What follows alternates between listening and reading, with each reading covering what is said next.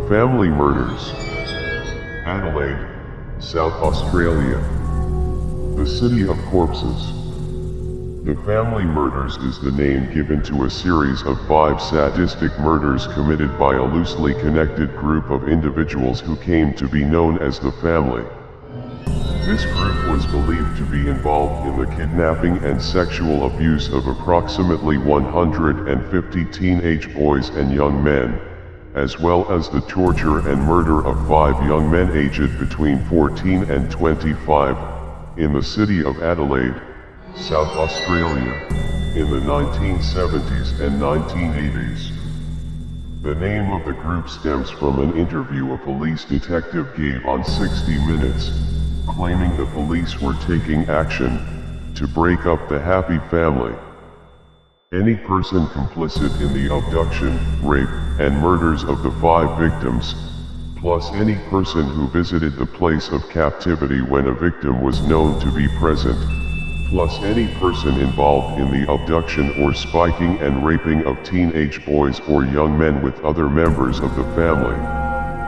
The Family were not an official group, gang, or organization.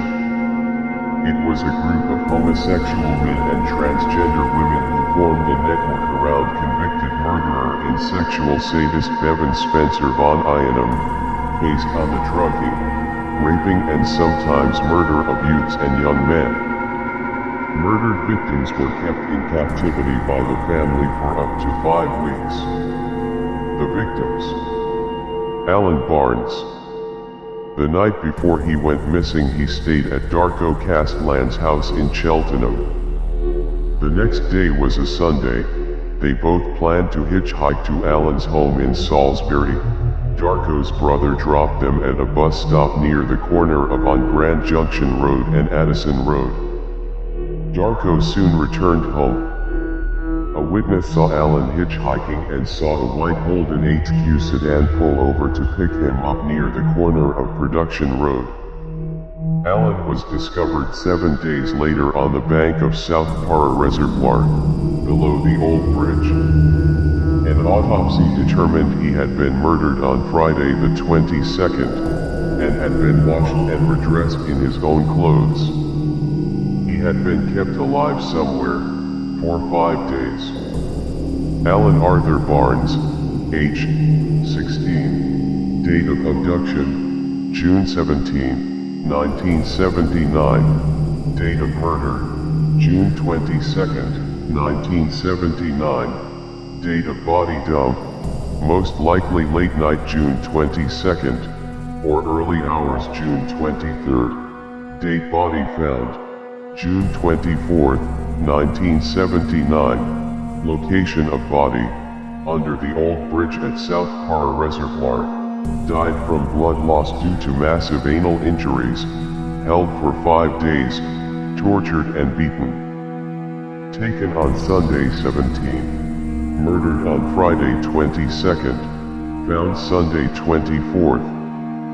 Had Noctec and alcohol in the system.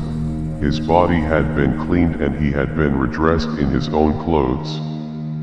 He lived with family out in Salisbury but regularly spent weekends in the city. He had recently made friends with Darko Castlan. There's no evidence he was gay. It was very likely he was straight. Police at the time had reason to believe he was starting to dabble in drugs, including heroin. Mr. B testified in 1990 that he was in that white sedan with Bevan Von Ionum. Alan worked a few days per week refilling vending machines. One of the businesses on his run was Pipeline Supplies, the business where Bevan Von Ionum was the accountant. Gary Wayne Place testified in 1990 that in the weeks leading up to the murder, Barnes was at the Gateway Hotel on North Terrace with Von Ionum and Woodards, and then a week later with the same people at either the same hotel or a different hotel. Alan had a pending rape charge against him. The victim was female. It never went to court, but the general consensus is that it was consensual and the complainant was making an excuse to her boyfriend. Alan's body also had broken bones, head injuries from beatings with a blunt instrument and a severed spinal cord. Forensic examiners will deduce that Alan Barnes was held captive for a week, assaulted, drugged and horrifically abused with a high level of violence right up to his murder. Neil Muir. Neil Muir was last seen in High Endley Street, Adelaide in the company of Dr. Peter Leslie Milhouse at 3 p.m. on the day he was murdered. Milhouse was charged and went to trial but was acquitted. He then moved away from Adelaide and the murders continued. Milhouse would have likely known Von Ianum. It is hard to say how involved Milhouse was in the murder, if at all.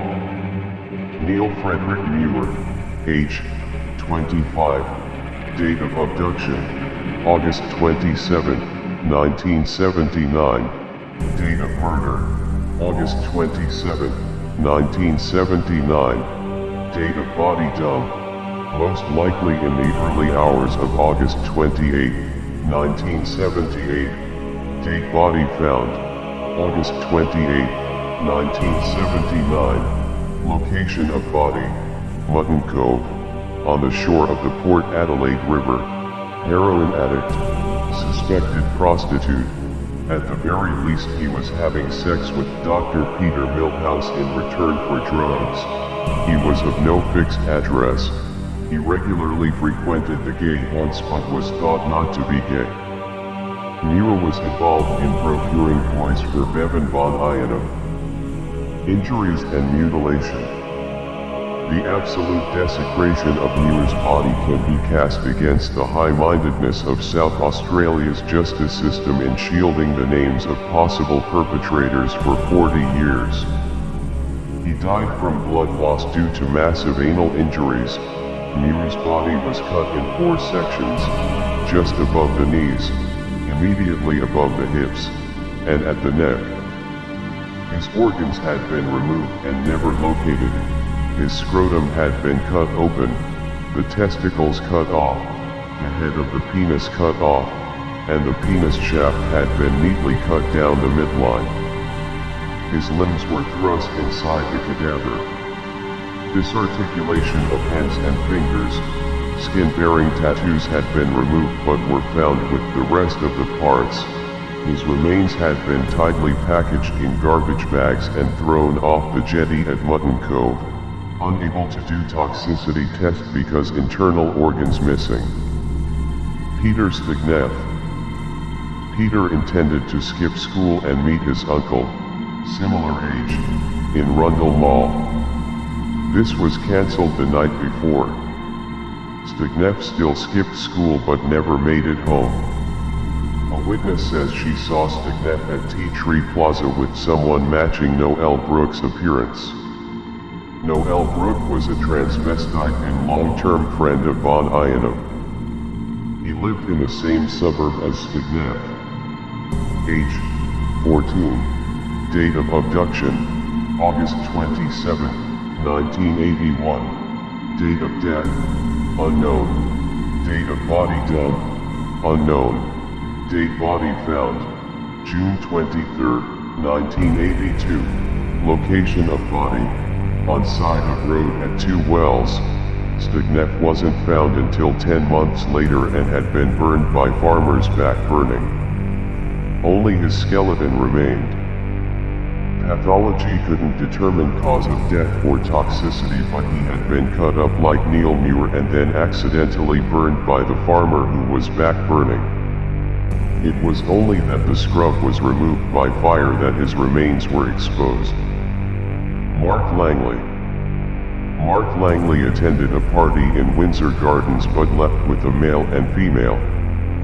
They drove to War Memorial Drive, 150 meters east of the Adelaide Rowing Club, when Mark had a minor argument with the other male, so he got out and left. The male and female drove off but returned minutes later to retrieve him and he had gone.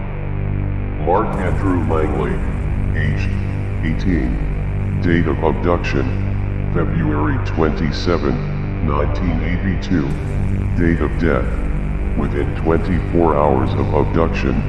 Date of body dump: approximately 29th to 30th of February. Date body found: March 8, 1982. Location of body: in scrub off Sprig Road, Piccadilly. Died from blood loss due to massive anal injuries.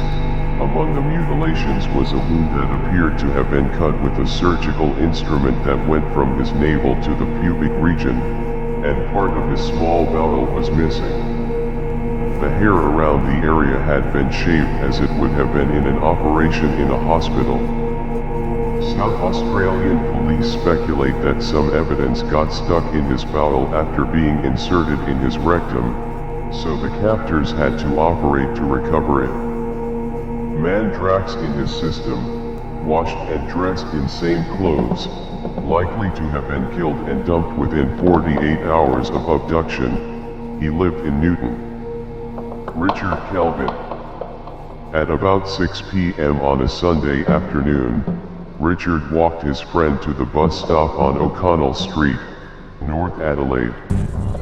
He had school the next day, dinner was waiting, and he wanted to call his girlfriend. He never made it home. An ear witness said they heard some shouting, various voices, some female, then a car with a loud muffler speed off. Von Ionum often undid his muffler as a ruse to get used to help him with his car. Richard Dallas Kelvin, age 15, date of abduction, June 5, 1983, date of death, July 10, 1983, date of body dump, July 10 or 11, 1983, date body found, July 24, 1983, location of body, in scrub next to Airstrip on Airstrip Road near Kersbrook, died of massive blood loss from an anal injury, likely caused by the insertion of a large blunt object. Mandrax, Noctec, Rohypnol, Valium and Amytal were detected in his system. Washed and redressed, there was evidence his hair had been cut in captivity. He had been held captive and brutally tortured for approximately 5 weeks. He was abducted near the corner of Ward Street and Margaret Street, North Adelaide. Lived with his parents at 31 Ward Street, North Adelaide. To put it bluntly, the young men and teens died from massive blood loss from anal injuries, and what amounts to mutilation and crude surgery. The diabolical Bevan Spencer von Ionum, the only man jailed in any of Adelaide's teen boy torture serial murders, is a cross-dressing mummy's boy with massive social pretensions. In the whole sick saga of the murders, from the luring of boys off the street to drug and rape, to the sinister, fastidious washing of the bodies before they were dumped, von Ionum's social toadying stands out. Von Ionum grew up in a house collapsing from termite infestation with a vicious brute of a Germanic father who allowed his drinking buddy to rape his own son as a boy. Von Ionum was a would-be accountant who slogged it out in a tedious job as a bookkeeper for years, while living with his mother. In his secret life, he became a drug supplier and exploited drug-addicted trans women to lure victims off the streets. He was a 193 centimeter tall coward who used date-rape drugs like Mandrax to overpower and sexually abuse boys. Von Ionum's other associates are mostly either dead, have fled the country, or remain protected by the South Australian system.